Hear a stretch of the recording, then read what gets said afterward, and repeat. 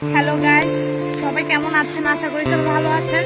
তো এখন এই বৃষ্টির মধ্যে আমি আমার বড়দিকে নিয়ে চলে যাচ্ছি ডাক্তারের কাছে। আপনারা হয়তো জানেন আমার বোন অনেক অসুস্থ, এই কারণে আমি অনেকদিন যাবত ভিডিও দিতে পারতেছি না, কারণ আমার ক্যামেরাম্যানই অসুস্থ। এখন ওরে এই ইঞ্জেকশনটা দিতে যাচ্ছি।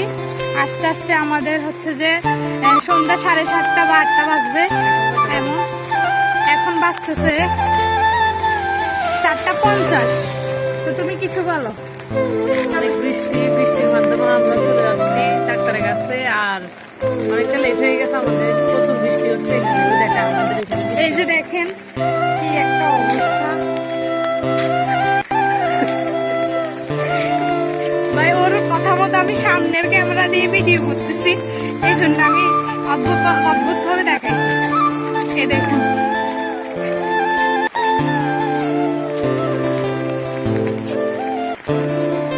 দেখছেন পরিবেশের কি অবস্থা, চারদিকের কি অবস্থা,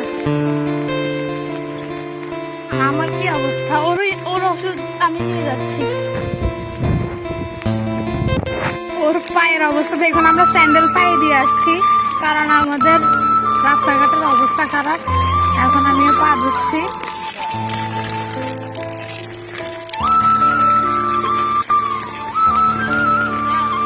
দেখুন আমাদের মিনি হাতের ঝিল।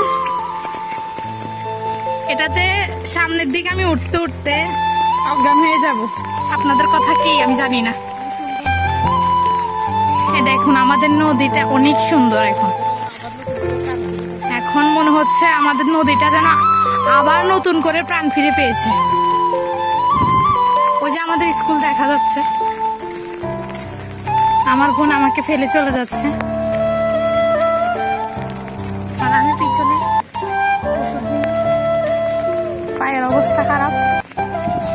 ফাইনালে চলে আসলাম। এখানে আমাদের বিখ্যাত ডাক্তার দীপঙ্কর মজুমদার, উনি বসে। আমার সম্পর্কে দাদু লাগে, খুবই ভালো মানুষ। আমাদের দেখলে অনেক খুশি হয়ে যায়, এই জন্য আমাদের বারবার রোগে টানে ওনার কাছে আসতে হয়। উনি নাকি আমাদের ভিডিওগুলো দেখে সবসময়। চলে আসলাম। উনি নাকি সবসময় আমাদের ভিডিওগুলো দেখে, আমাকে বলে।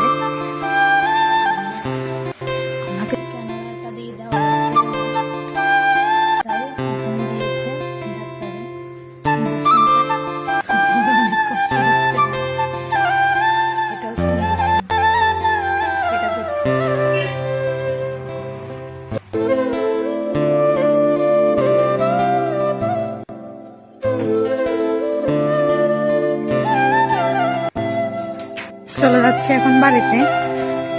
ভাবছিলাম অনেক সময় লাগবো, এখন লাগে নাই। চলে যাচ্ছি।